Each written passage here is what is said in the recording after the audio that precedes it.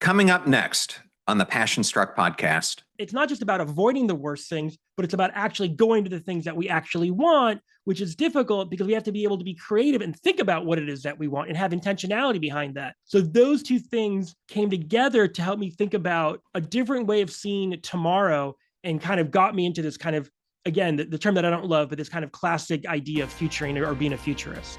Welcome to Passion Struck. Hi, I'm your host, John R. Miles, and on the show, we decipher the secrets, tips, and guidance of the world's most inspiring people and turn their wisdom into practical advice for you and those around you. Our mission is to help you unlock the power of intentionality so that you can become the best version of yourself. If you're new to the show, I offer advice and answer listener questions on Fridays. We have long-form interviews the rest of the week with guests ranging from astronauts to authors, CEOs, creators, innovators, scientists, military leaders, visionaries, and athletes. Now, let's go out there and become Passion Struck. Hello, everyone, and welcome back to episode 177 of Passion Struck, ranked this week by Apple as one of the top 5 most popular alternative health podcasts. And thank you to each and every one of you who comes back weekly to listen and learn how to live better, be better, and impact the world. And if you're new to the show, welcome. If you'd like to introduce this to a friend or family member, and we so appreciate it when you do that, we now have episode starter packs both on Spotify and on the Passion Struck website, which are collections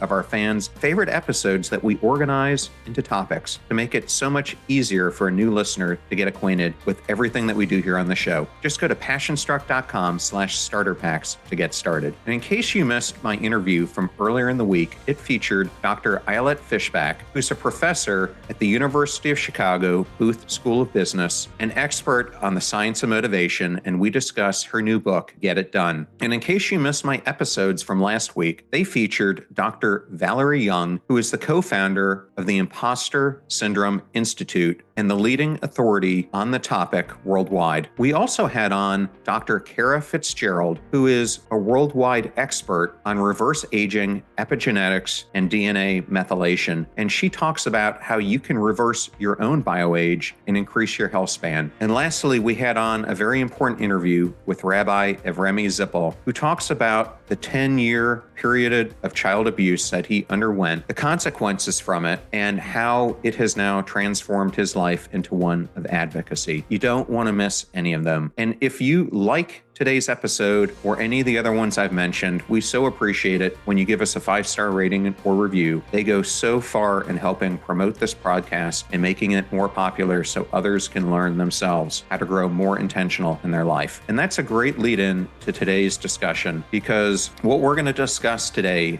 is absolutely what this podcast is all about. How do you create an intentional life? And we're going to do that by discussing it through the lens of our upcoming guest's new book, Longpath. But before we get into that, let me introduce our guest to you. Ari Wallach is a futurist and the founder and executive director of Longpath Labs, which focuses on the thinking and behaviors that will positively impact future generations. As adjunct associate professor at the Columbia University School of International and Public Affairs, he lectured on innovation, AI, as well as the futures of public policy. Ari's TED Talk on the Longpath mindset has been viewed over 2.6 million times. He has written for outlets like the BBC and Wired and hosted Fast Company's FactCo Futures with Ari Wallach. Today, we do a deep dive into his brand new book, which launched earlier this week, titled Longpath, Becoming the Great Ancestors of Our Future Needs. And in our discussion, we go into what it means to be a futurist and why it's a title that Ari doesn't really care for, what Ari means when he says short-termism, what are the foundational principles of the Longpath philosophy, what he means by transgenerational empathy, what he describes as future thinking, and telos, end goal awareness. We provide a few perspectives of Longpath principles that are at work today, what stands in the way of having Longpath working, and what is the payoff for planning for a future we won't be around to see. We also go into a few quick changes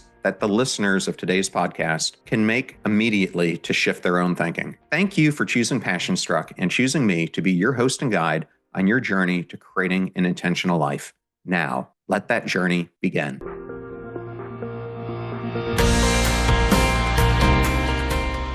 I am so excited for this interview with Ari Wallach on the Passion Struck podcast. Welcome. Thank you. Thanks for having me. Well, Ari, I just wanted to say congratulations on the release of your book. What a masterpiece you have written. And I love that you call it your lifelong calling. So congratulations on that. And for the viewers of this on YouTube, we will make sure that we put a picture of it so people can see its amazing cover. Thank you. From listening to some of the other podcasts you've done, I found the story of your parents' background very interesting and how it shaped you into who you are today. Can you talk a little bit about that and why your father's story looms so large in your life? Yeah, of course, John. When most people are asked kind of for their background, they almost always start with their own birthday. Like, I was born in this year, and then you kind of move forward, and you'll see this theme play out as we talk about the book and about Longpath. So when people ask me about like my background, I always start really in 1922, which I'm not obviously that old. I'm not 100 years old. 1922 was when my father was born in a kind of medium-sized village in Poland. It's now actually part of Belarus. And he was 17 years old when World War II started, and he had some older brothers and younger sisters, and obviously his parents. And within the first week of World War II, he lost his two older brothers to the front lines as Germany kind of blitzkrieged through Poland. Within a couple of months, they had kind of taken all the Jews in this very large city and kind of compacted them into a ghetto, which is what the Nazi regime did. And in that, very quickly, he kind of lost his mother and his sister. They went to labor camps, and they later perished in Auschwitz. So that was kind of a big part of the story of my life, and obviously my father's. But what ended up happening was his father was killed in front of him, actually, in this very kind of like atrocious, weird thing that the Nazis did. And within a week, he and his brother basically escaped the ghetto, and he joined the Jewish underground. So for 2.5 years, he lived in the forests of Poland. And instead of fleeing, and there wasn't many places to actually flee, he actually stayed and fought. And after World War II, he was a kind of off the books Nazi hunter and kind of made his way through Europe, playing semi-professional soccer and doing business and a whole bunch of other stuff, to Cuba. Now, he was in Cuba through the revolution. He was one of the few people who spoke fluent Spanish and Russian. And once Castro realized that my father was not going to kind of be a partner in Castro's policies, he kind of kicked him out, and he sent him on it was a round trip ticket, but he was told never to return to Mexico. Meanwhile, my mother was born 1945, kind of classic baby boomer, and she was an artist living in the Bay Area, working with Bill Graham and Janis Joplin and the Dead, and doing the kind of the posters and whatnot for concerts. And she eventually became a student of Buckminster Fuller, kind of this renowned architect and classic kind of futurist. He created the geodesic dome, came up with all sorts of great ideas. And he said to her at one point, listen, the way you think and the way you're kind of designing and doing your art is amazing, but I want you to kind of expand your horizons. So she ended up doing through UCLA, she did kind of a study abroad program, which was kind of rare in the late 60s for folks to do that. And in Mexico City, she studied kind of pre-industrial Mayan architecture and city planning. And so it's kind of like, how do we even we think of these things as very modern things, but even back then, hundreds, if not thousands of years ago, they were thinking about how do we actually bring people together to maximize kind of flourishing. And so it's in Mexico that my parents met. So it's kind of this mashup of my mom, who was kind of raised an artist, kind of futurist. So she was always thinking about how we got to this point, what is the point, and what do the next several hundred years look like? And my dad came from a kind of a very much kind of a darker past and upbringing, and was very much kind of in the present. And it was less, how do we get to a point that we want to get to, and how do we avoid having what happened to him in the 40s? So I kind of grew up in this really interesting home where we were always kind of talking about issues, but always across like 100 to 150 year time span, going back to the 1920s all the way out to the 2120s. Yeah, it's interesting. Part of my family is from Poland, and if people don't understand what happened to them around World War II, it's pretty devastating, because on one side, you had the atrocities that were committed by the Germans, but on the other side, it wasn't any better with the atrocities that were committed by the Russians. So they really got snagged in the middle. Yeah. Well, one of the quotes that you had in the book is actually from your father, who said, if you forget the past, you don't have a future. What happens tomorrow started yesterday. And I wanted to bring that up because you said it altered your conception of time. How so? Folks like me who are considered futurists, and we'll get into that, we'll get into the sickiness of that term later, tend to think about tomorrow from the vantage point of today, like right now. What's going to happen in the next 20, 30 years? But we really kind of do it where we're standing here in the present moment looking forward. And what my dad taught me was that actual sense of time and kind of reverberations throughout time is totally false. And the bias is kind of a presentist bias, that what's happening now somehow kind of exists in a vacuum. But the reality is who we are as individuals, who we are as countries, and who we are really as a species has decades, if not centuries, and really millennia kind of background to it that got us to this point. So from a kind of an evolutionary perspective, evolutionary biological perspective, when I hear a loud noise, which I did earlier, my first instinct was to kind of turn around and see if there was danger coming. That the process that allowed that to happen goes back hundreds of thousands of years. At the same time, and I write about this in the book, my wife and I kind of got into this argument about, it was a silly argument, and you'll read more about it in the book, kind of how she had put the frozen goods in with the non-frozen goods from Trader Joe's. And I kind of snapped and got mad when she did that. My snapping about that had to do a lot with my relationship with my father and his mother and all these other things. So the fact of the matter is who we are at any given point and how we react, for better or for worse, and hopefully for the better, and that's kind of many of the things that I work on and talk about in the book, is based on things that happened a long time ago, sometimes hundreds of thousands of years, sometimes decades, it's intergenerational, and sometimes it's something to happen to you when you were 5 years old. But this idea that the future is this blank slate based on where we are today is just totally false. That's what that quote, that's what I learned from a very early age from my father. Okay, and continuing down this thread, so you are a futurist today. I've heard it's something in a way of a title that you don't really care for, but was there a defining event that created your journey to becoming one? I think there was a couple of defining events, and I'll hit a couple of them. Part of it, again, for better or for worse, was consistently hearing these stories about World War II from my dad, right? And so I would come home in middle school or high school, and whereas maybe most parents, or this will sound like a broad sweeping cliche, like a dad would be watching sports or something else on TV, my dad was watching World War II movies, right? The black and white ones. Remember those from the History Channel? But he wasn't watching them as history. It was almost like he was watching videos of his own being raised and understand and trying to grapple with what happened, because he only understood World War II through a very narrow vision field, which was his actually lived experience. And this actually created much larger context.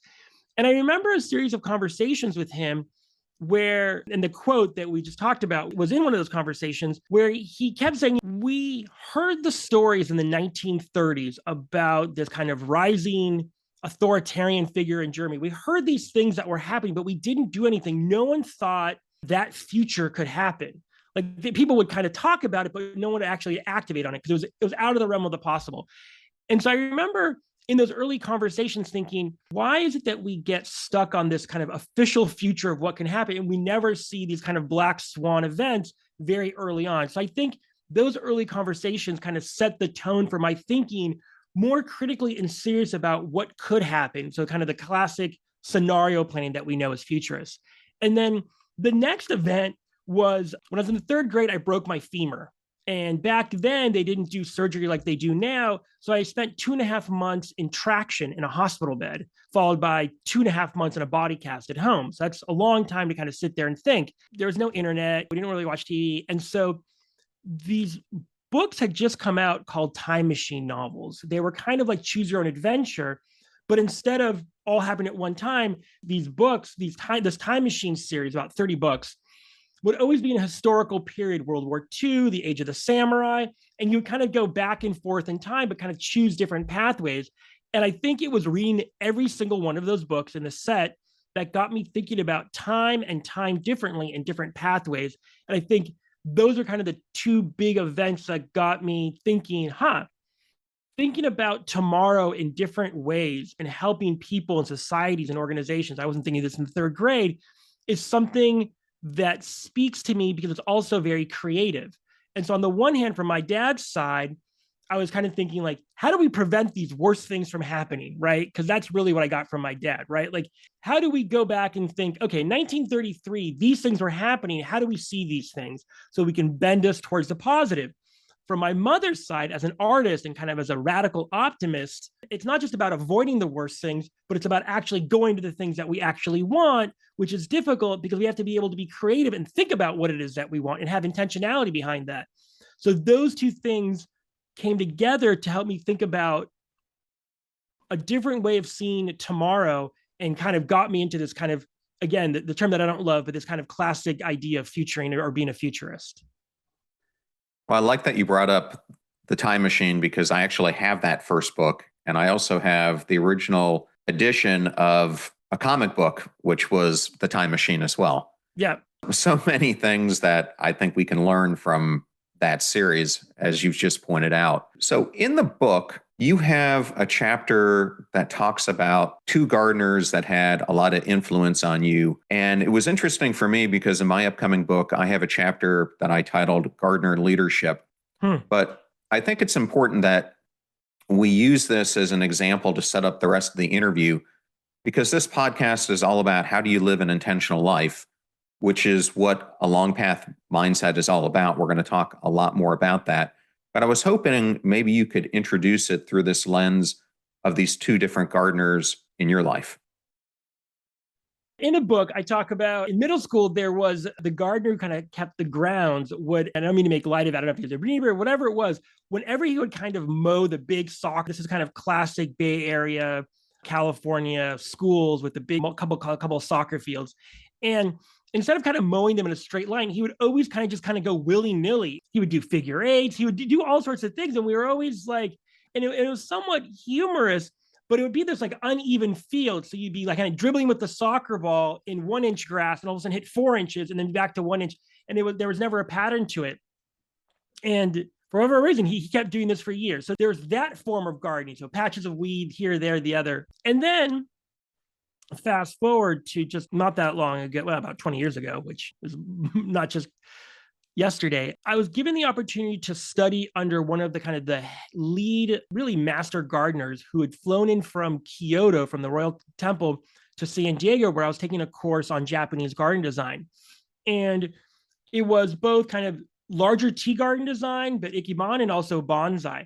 And it was in many ways the exact opposite, right? Instead of kind of being willy-nilly about how you garden, is being very, very intentional, down to almost like the pine needle on the bonsai branch of the small tree and what that represents. And so I talk about that in the book because the garden obviously becomes a kind of metaphor for our mind. So we have this idea, and we'll talk about this in a minute, that even our inner voice that we hear all the time is just kind of just randomly there, and it has our best interest in mind. But that also has a long history, the kind of inner voice and the messaging that we give ourselves.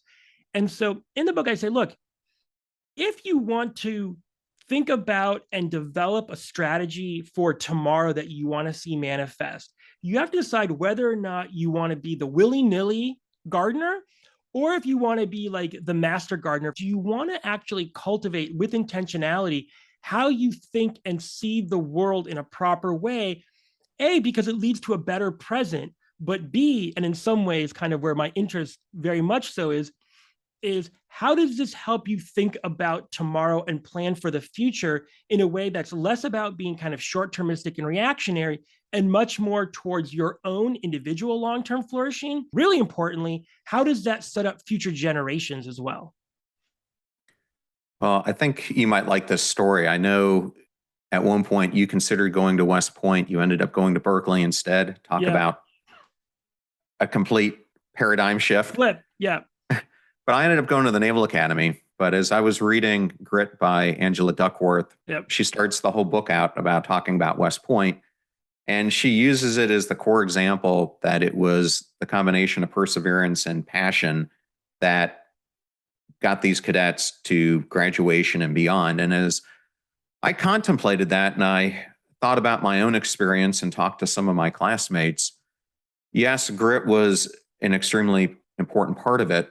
But I think the one missing ingredient that she really missed was intentionality. Mm-hmm. Because you can have as much grit as you want, but if you're not intentional about how you're deploying it, you're not going to get to where you want to be. 100%.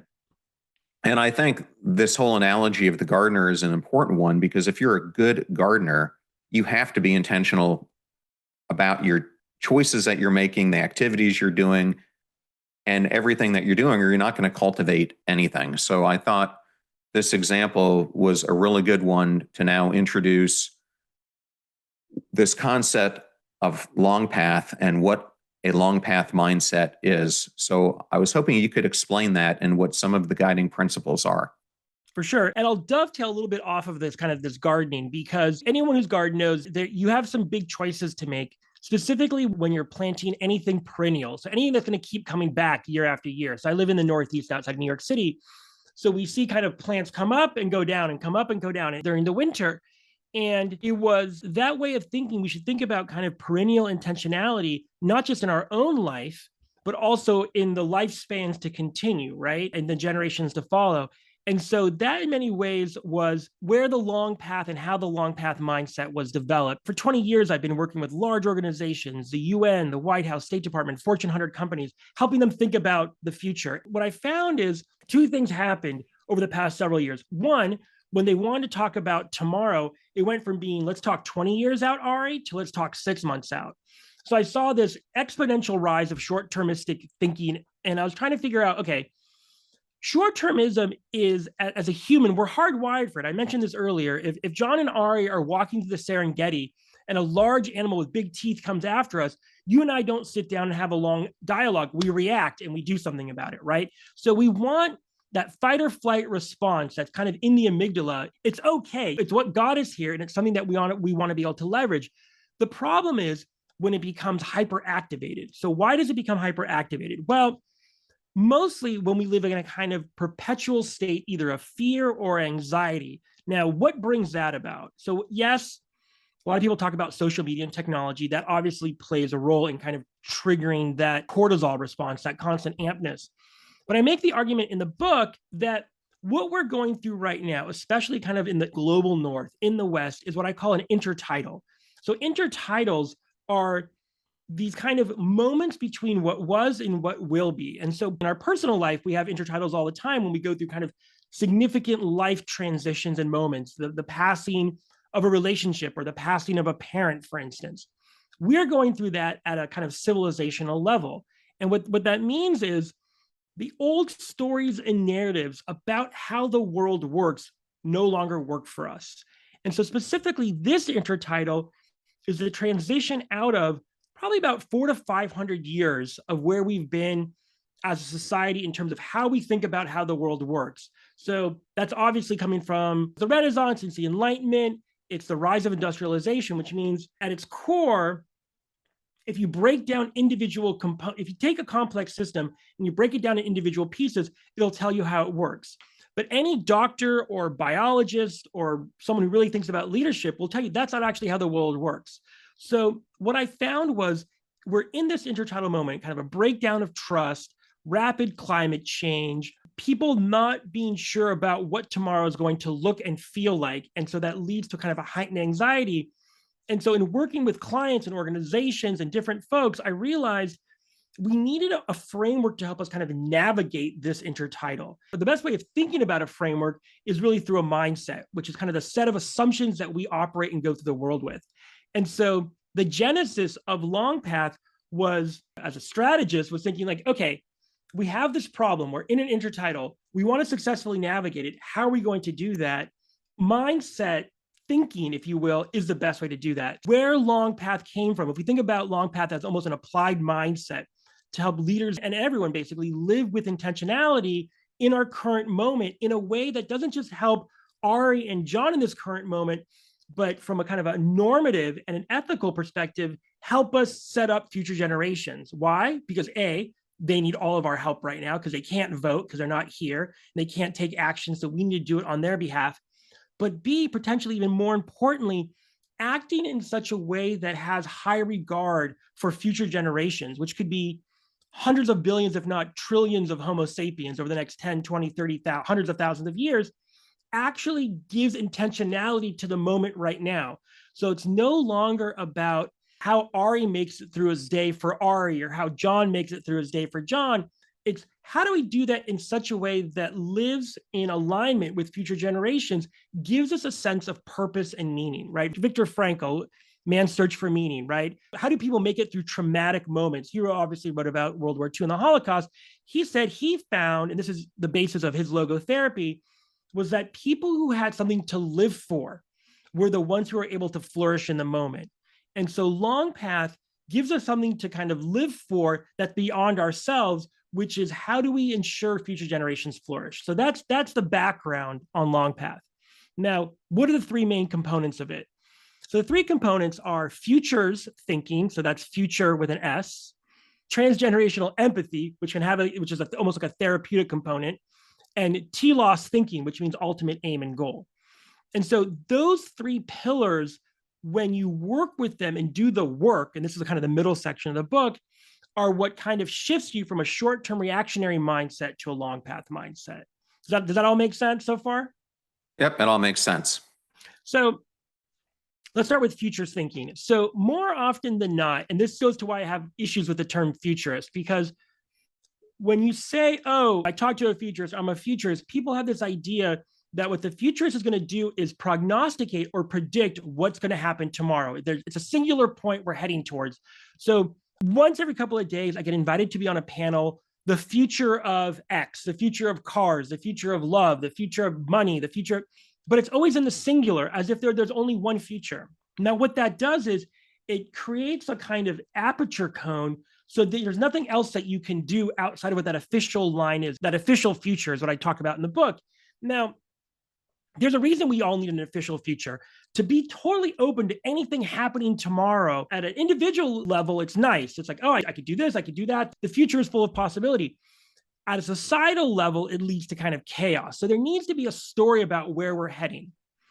But what often happens is we get locked into that story because it becomes the future in the singular, and anything outside of that narrative or that story is seen as crazy, right? Like it's just a great example. This seems like a small example, but I remember 3 years ago, I was talking to a large organization about, well, we need more work from home. We need more flexibility. We need to be able to do more kind of Zooming. And they're like, no, we don't do that. We need everyone in the office 5 days a week, and that's all we'll ever do.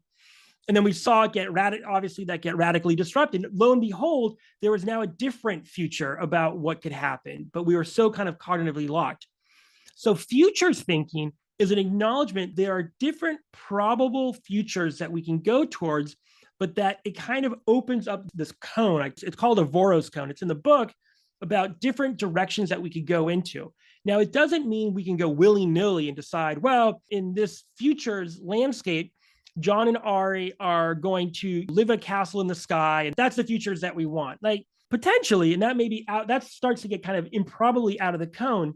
So what we do is to kind of allow people to think about different futures is we call them megatrends. So these are these big tectonic shifts that are happening kind of below the surface, mostly almost always human-made. They're decades in the making, and they're going to kind of impact how we move forward. So you can kind of almost think about them as guardrails. So whatever John and Ari think about different futures for ourselves and society, we have to recognize these megatrends. So at longpath.org/megatrends, we have the 21 megatrends that we kind of use to help us think about different futures and kind of stay in that cone. So that's pillar one. And I talk about that in the book. And even that simple idea of future versus futures all of a sudden starts to kind of shift how you think we can be in this moment, and how and all of a sudden I just even at that level, when I talk to folks, they start to think kind of obviously very differently. Then the core of the book is really around transgenerational empathy and what you and I were talking about earlier, which is how do we connect with the past, right? Our ancestors, and it could be our parents, but it could go back tens, if not hundreds, if not thousands of years. So it's empathy for them. How do we have self-empathy in the moment? So self-compassion. And then the final is how do we have empathy for future generations? And it's both the how and the why is the core of Longpath. Because what it does is it moves us out of having a lifespan bias of just like, how does John live with intentionality from birth to death? That's like 99% of the books out there are just about John's birth to death or Ari's birth to death. The argument that I make is, while that's great, it starts to rob the future of the resources they need. And it actually takes the intentionality that we want to have in the moment, working on our own behalf and their behalf, out of the picture. So transgenerational empathy is a way of kind of connecting with the past, yourself in the present, in the future, that places you out of this lifespan bias and more into a much larger chain of being, which then kind of removes this existential dread of, well, who am I and why am I here, towards who are we and why are we here? It's not just about spirituality or theology, it's about connecting to something much larger. And the final pillar of the long path mindset is telos, which means ultimate aim and goal. And the idea there, and this comes, I mean, I'm sure we both did. I know I did sports. I did pole vaulting. You have to have an idea and a visualization of where is it that you want to get to. And you know this from, it's kind of classic. And we talked about long path as being a way to navigate the intertidal, but navigate towards what, right? So Odysseus in the Odyssey wanted to return to Penelope and Ithaca, right? Had an ultimate goal and destination in mind of how we got through this crazy Odyssey. If we as a society are going to positively navigate this intertidal moment, we have to have an idea and a vision of what is it we're trying to get to, but recognizing that telos isn't where John gets to at the end of his life or where Ari gets to at the end of its life. It's something much more dynamic. It's not static. And it's for, and I have a little bit of a bias here, it's for Homo sapiens writ large over the next several thousand years. Now, I know that sounds very sci-fi, but if you think about it, so think about the year 4000. It seems very, very far out there. But most of your listeners or viewers know about ancient Rome and the gladiators, and we've seen the movies. We're as close to the year 4020 AD as we are to the times of the Romans and the gladiators in the Colosseum. So even though we see movies about it and it's kind of this historical going backwards, if you flip that, that's the year 4000. So the telos has to be something that is that, but goes even further than that. What I put out in the book is something very simple, which is human and planetary flourishing, which means a tomorrow better than today, where everyone is able to have their needs met, not at the expense of others. So it sounds kind of pie in the sky, but in reality, it's something that we can do. Leaders do it all the time. People leading with an intentional life do it all the time for themselves. What Longpath is saying is we can do it for ourselves and for these far off future generations. And it actually helps us in the present. Well, there are so many directions I can take what you just unpacked because there are a ton of questions I want to ask, but I'm going to start out by saying this. The whole concept of being passion struck really goes along the lines that you're talking about. I use the tagline, be better, live better, impact society. And the third one is the most important because what I'm really trying to get people to start thinking about is we are so individualistic in the way that we live our lives. And we need to be world-centric if we're going to change the different patterns and megatrends that are happening to us, which we'll discuss here in a bit. And two recent interviews I did on this show, and I'm just putting them out there for the listener to go back if you haven't heard them, are really good primers for today's discussion. One was with Jeff Walker, who is someone I think, Ari, you know. Jeff is the former vice chairman of JP Morgan Chase, led their private equity group. But for the past number of years since retirement, he has dedicated his life to systems change and how we go about doing that to solve many of these issues. And the second one I would recommend people listen to is with Jean Olwang, who's the founding CEO of Virgin Unite, which is Sir Richard Branson's philanthropic arm. And that one is really interesting because she talks about the elders, which some people might not know about, but it's a collection of very senior leaders who have kind of gotten to the point that their sole focus in life is fixated on how do we fix some of these societal issues. And then the B team, which is a bunch of CEOs from across the world who are really focused not only on quarterly revenue, but on how do we bring long-lasting change to society. So both of those are two good ones. But I use that to open up this topic of shortism, and I wanted to do it through an example for me that's very personal. When I was a senior executive at Lowe's, which is a public company, the thing that I really loved about the Lowe's culture is everything was built on a very strategic long-term strategy. We Mhm. were looking out 5, 10, even many more years from that. And everything that we would do for the initiatives of today all had to be guided by where we wanted the company to be way, way in the distant future. So what I really liked about that culture was the capital expenditures we were making were Mhm. very long-term thought out. And then I happened to go to Dell.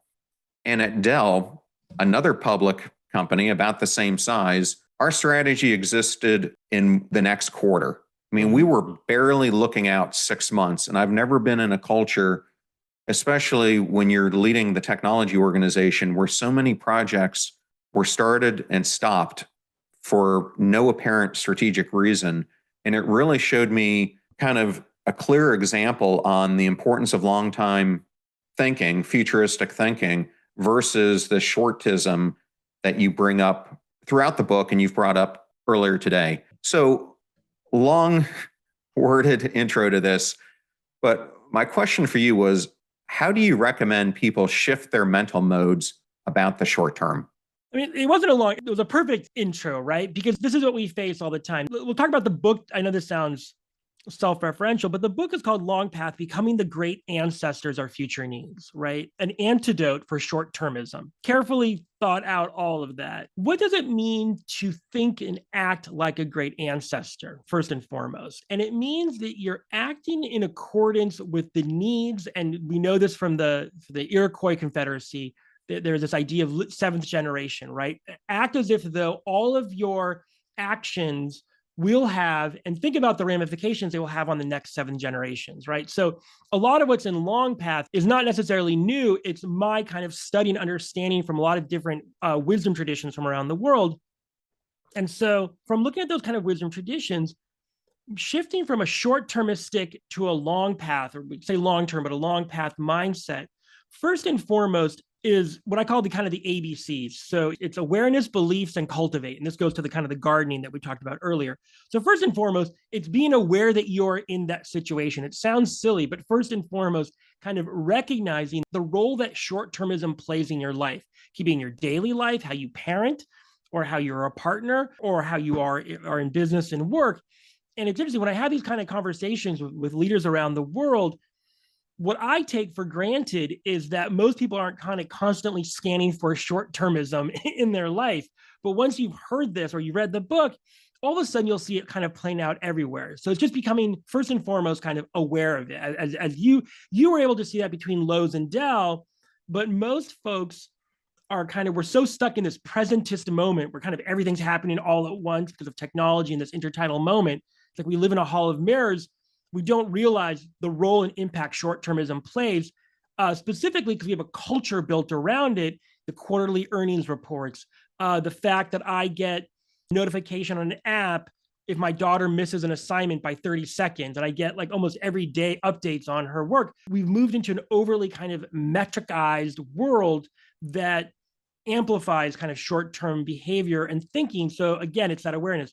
The second is the beliefs. Are you willing to think differently and have a kind of, this is Dweck's work, a growth mindset that short-termism isn't all that. It has a role to play when John and Ari are being chased on the Serengeti, but it's not the default mode that we should be living our lives. So it's recognizing it and wanting to have a different belief towards that.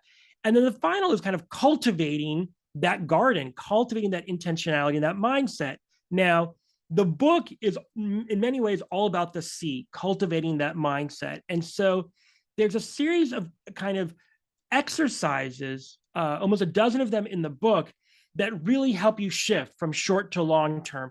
And the way they're kind of placed throughout the book, it's a way to kind of say, okay, here's what's happening in the world, here's what's happening in my life. Let's examine this and let's think about kind of holding space for past Ari, present Ari, and future Ari. And then towards the end of the book, it's no longer just about me, because first you have to start with yourself, right?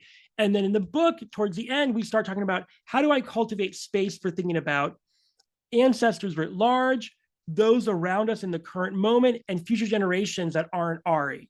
And so to answer your question of how do we start that shift, The entire book is meant to kind of shift you, right? It's a relatively short book. People are reading in about 3 hours. It's not meant to be the super dense. It's meant to kind of take you through a process that in and of itself becomes a framework of how you view the world. The short answer is read the book. The longer answer is as you run, and all the exercises in the book are based on research that's happened at Berkeley, Northeastern, and Stanford, and a bunch of other universities. So these aren't willy-nilly exercises.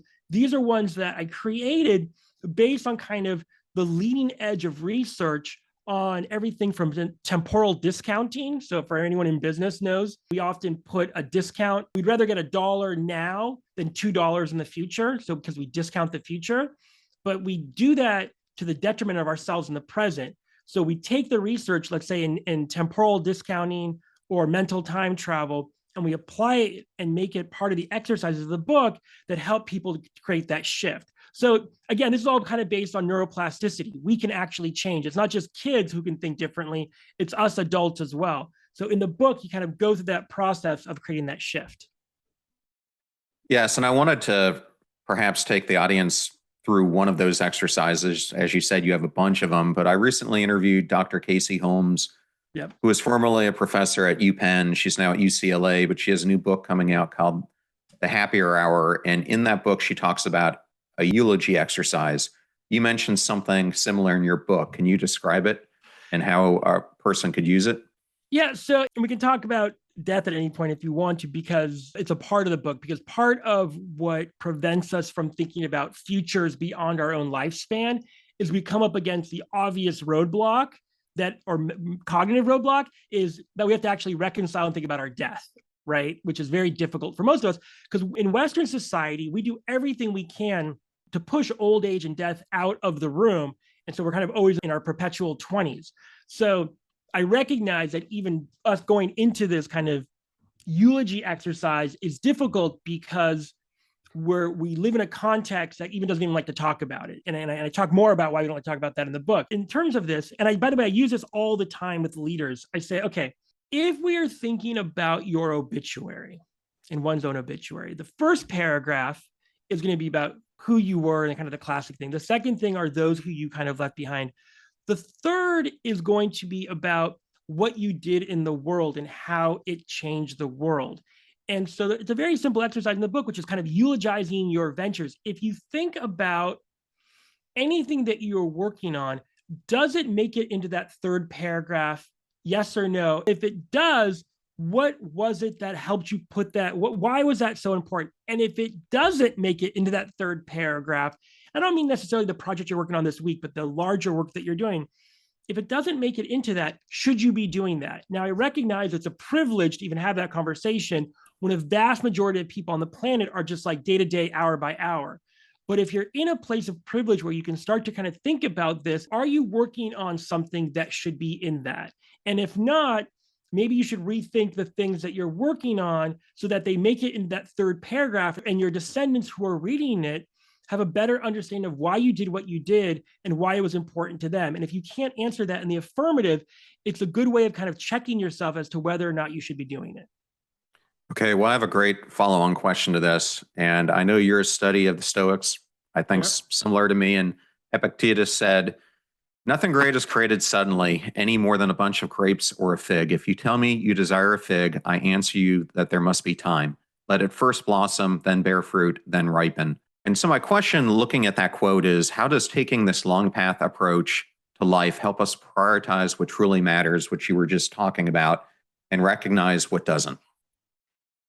Such a great quote. Longpath, the book, opens up with a similar story, right? It's about Honi. This is from the Talmud, Jewish Talmud. And Honi is walking down a path and sees an older gentleman planting a carob tree. And he says to him, you're old. Why are you planting this carob tree? This takes so long to actually bear fruit and take leaf. Why would you do that? Why are you planting trees right now in your old age? And he says, well, when I was young, I rested and played in the shade of a carob tree and I ate from its fruit. And someone planted this well before I was on the scene. So it's incumbent upon me to plant carob trees for the next generation. And so on the cover of the book is a cover of a small carob tree, right? Is a one newly planted. And I asked kind of throughout this book, is your actions, is what you are doing planting carob trees or not? And there's something in the act of planting a tree that feels good for you in the present, but it's also kind of thinking about these future generations and the future writ large. And so when I think about the question is, what comes to mind is when we come to a decision point that we have to make, is it planting a tree for the future? By the way, it doesn't have to be future generations. It can just be future you. It could be making those kind of investments that you talked about at Lowe's versus Dell. Or are you just chopping down trees? Are you not thinking about kind of future you and you're living so much in the present? Longpath becomes a way of helping you make decisions. Is this going to help me and future generations live a more flourishing, intentional life or not? And so it becomes a way that when we're faced with these kind of Gordian knots, these very difficult choices, it helps us to contextualize these in a much broader time span. And then we can make those investments in other people and ourselves that, yes, pay dividends down the road, but also pay dividends for us in the present. Because what it does is to be able to plant that tree, that fig or carob, you have to have a certain kind of pro-social awareness of empathy and self-compassion that very much helps you in the present. So there's a little bit of spinach in the brownie here. So when you're planting those trees and making those decisions, yes, you're helping the future and future you, but you're also getting something out of it in the present, right? We see people lower stress and up their oxytocin when they do things for other people, be it other people being their future self or other individuals. So you can make the decisions through this kind of framework or the strategic filter in a way that only adds kind of benefit intentionality to your life. Well, I think that's fantastic. And if the audience didn't understand what you were talking about with megatrends, I just wanted to spend a little bit of time on them. When I think of megatrends, I think some of them are things such as food and water shortages, demographic shifts to urbanization, this growing income equality and the decline of the middle class that we're seeing, impact of technology disruptions, climate change, etc.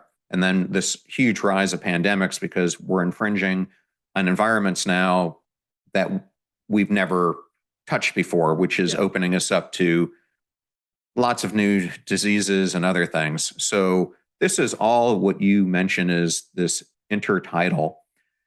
And to me, I'm a big believer in social impact theory, which is that history repeats itself. Yep. And you mentioned earlier about going 400 years back. And I think about the time when we were back at the printing press and people at that time were mostly tradesmen. You had blacksmiths and et cetera.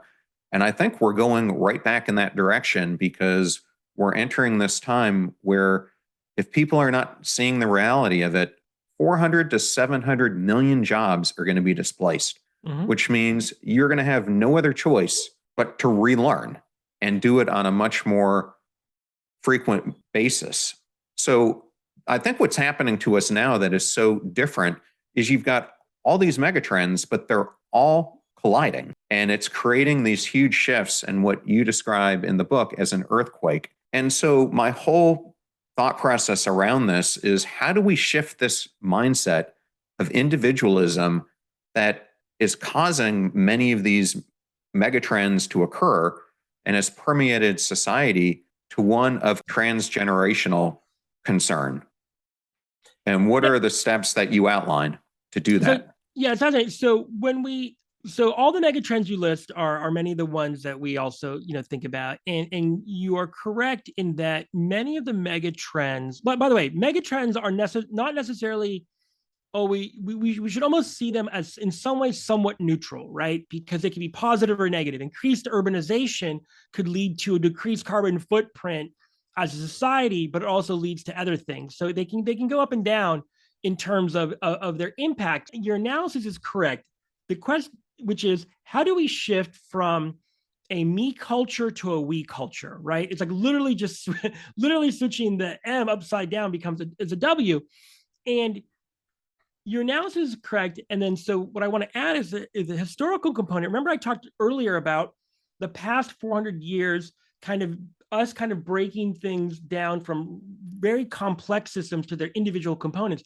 Well, that also happened in terms of where we put the priority as a species in terms of how we function. So what that means is we over-indexed on hyper-individualism. We saw the society that we live in as not this kind of interconnected lattice, but much more as these individual parts, called basically John's life, Ari's life, Sharon's life. And we broke down to this me culture, which in a sense is part of kind of the archetype of the best. It's rugged individualism. And by the way, for what it's worth, we needed to break the collective lattice that we had through the Middle Ages, especially in the global North and the West, was driven by the church. And I don't mean this as a kind of a theological critique, but as if you think of the church as like the all-consuming power structure for several hundred years in the West, what it meant was everything you did was on or for their behalf, and there was no individualism or no individual autonomy.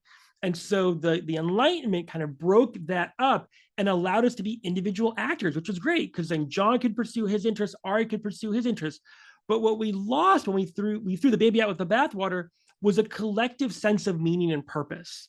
And so what you're arguing for, as I am too, is how do we still maintain individual agency, autonomy, and intentionality, but nested within this kind of lattice or matrix of all of us working towards something bigger than just our own selves, right? And so the megatrends that we are looking at in many ways are manifestations of this hyper individualized thinking, right? That's where these things came up from. Because I can tell you a lot of the megatrends that we're dealing with right now, if it was a society that was more focused on collective as opposed to solely individual flourishing, we wouldn't have so many of these negative knock-on effects. So the question is, as you said, if we're in this intertidal moment and we're dealing with these megatrends, how do we have a mindset that shifts us from me to we? So in many ways, I think Longpath is answering. It's developing a sense of transgenerational empathy for not just past and future, but for the present. And part of empathy for the present is not just about yourself. So it's not just self-compassion and awareness for Ari or for John, but it's for those around us who are all going through this at the same time.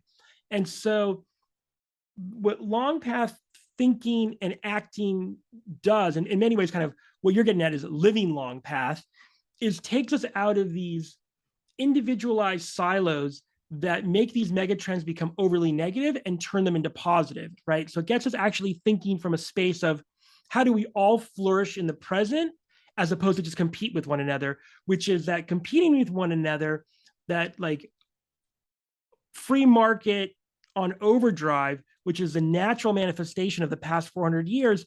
How do we start to turn that? So we start thinking about kind of, instead of living an extractive life, so we see each other as things to extract from, and one that's more regenerative and building towards futures that we want. And I think that within the book, that's in many ways what those exercises are meant to kind of cultivate, kind of when we think about the gardening metaphor again, is living like that.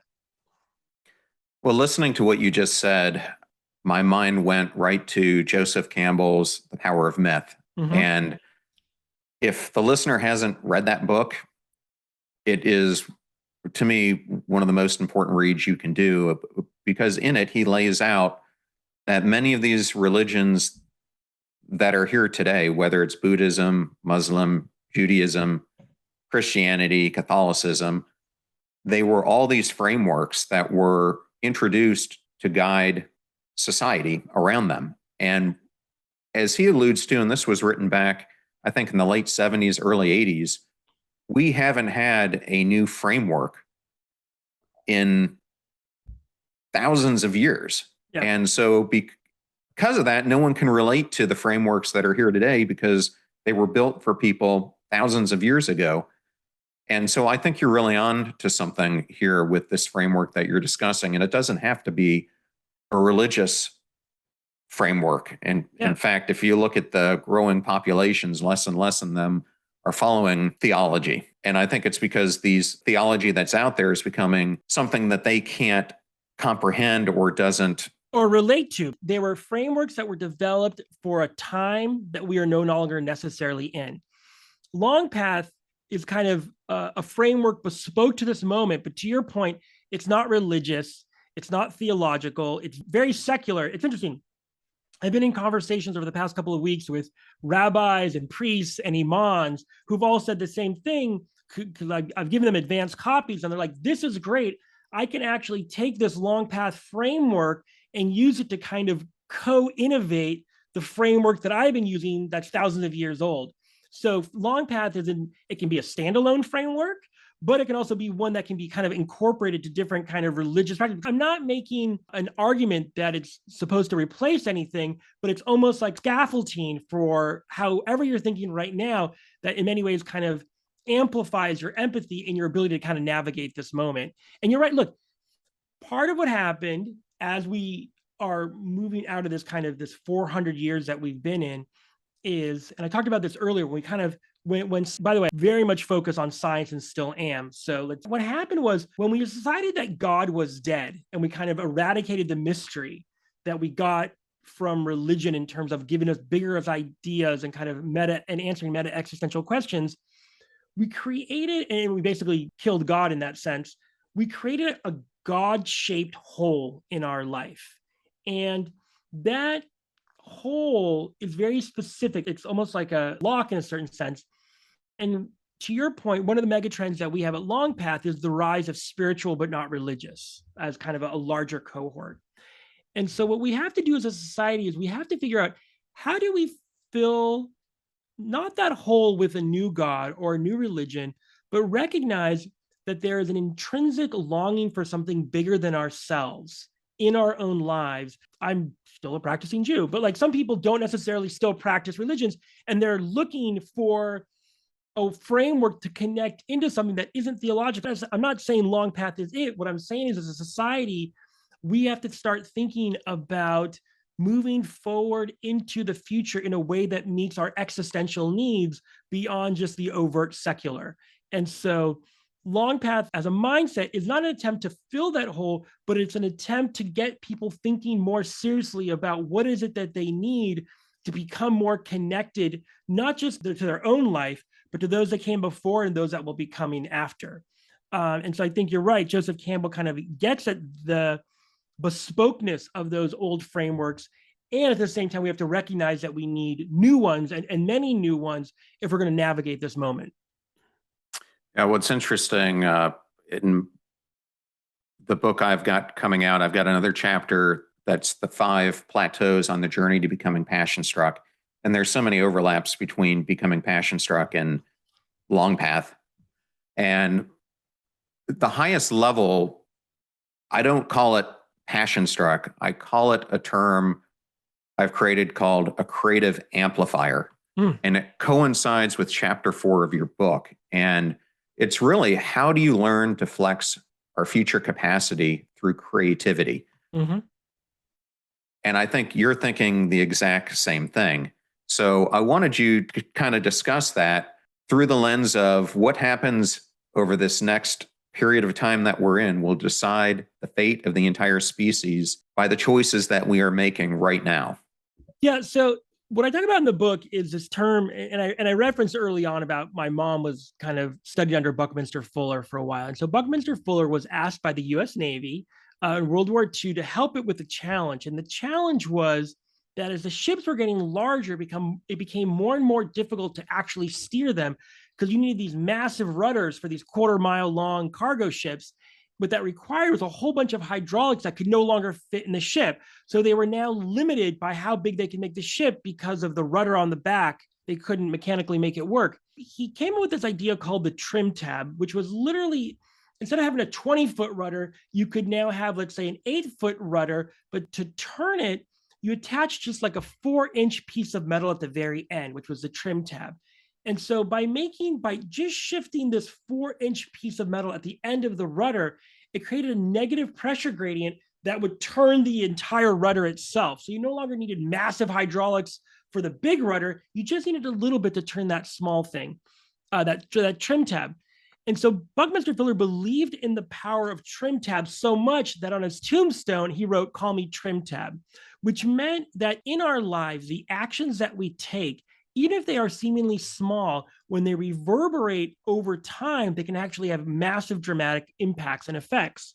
And so this moment that we are in 2022, we are looking at issues obviously around climate change, but also around artificial intelligence and bioengineering, kind of the big three. And obviously there's loss of biodiversity and a whole host of other wicked problems that we're looking at. But really, the three decision points around climate change, what we do or don't do, AI, what we do or don't do, and bioengineering will have reverberations for decades, if not hundreds or thousands of years. And so the decisions that we make right now at these macro are unbelievably huge.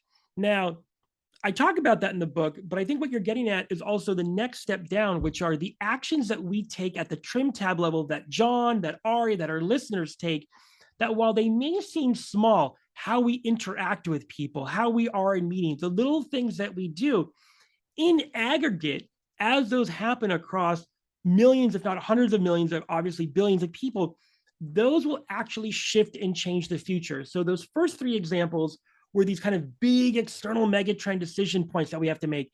And that's going to be about how we consume and how we vote and those kind of actions we take.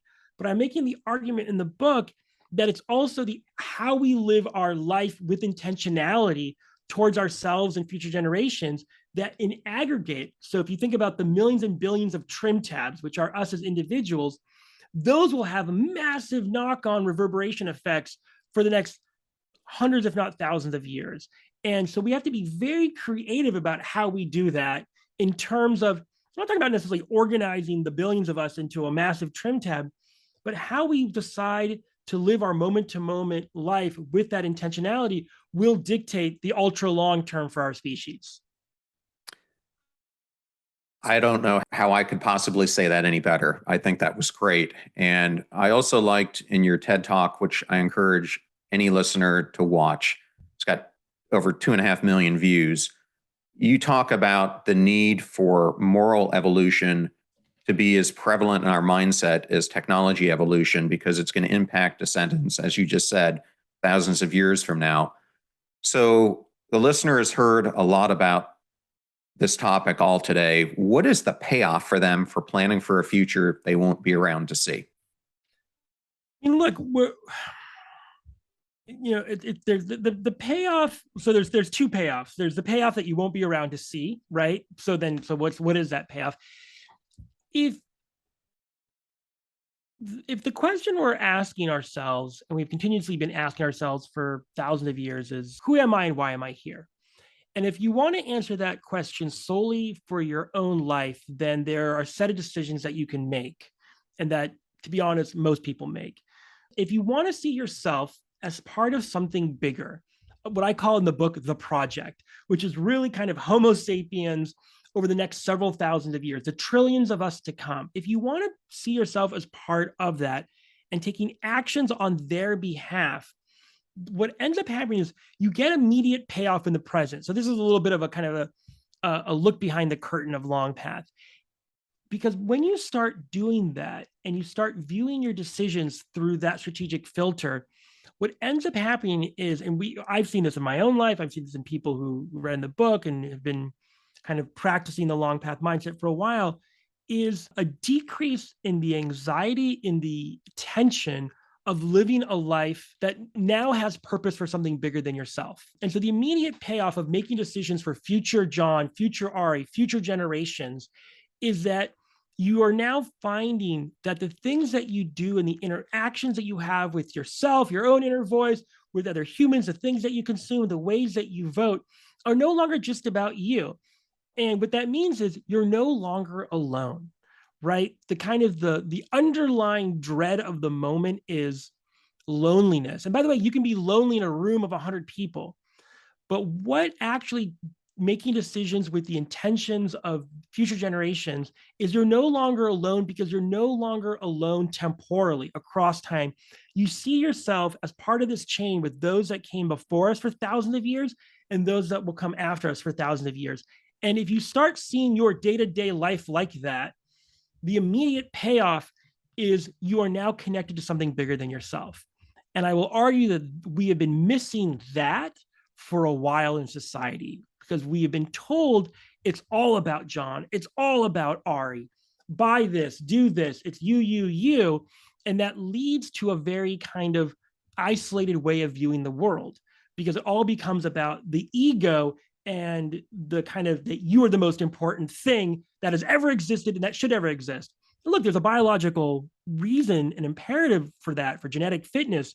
But man, it doesn't help you sleep well at night. But doing and thinking like this starts to kind of open up a different way of viewing yourself and your actions. And that existential dread that kind of hangs all over us, I think you start to see that kind of decreased when you're living and thinking this way. Okay. And Ari, I just have one question left for you. And that is, if there's one thing you wanted a reader to take away from your book, what would it be? That you're a part of something much bigger than just yourself. And when you recognize that, you start making decisions differently and you start, to be honest, living a much happier life. Okay. And if the listener wanted to get in contact with you or understand more about what you're doing, what are some ways they can do that? And I'll put it in the show notes.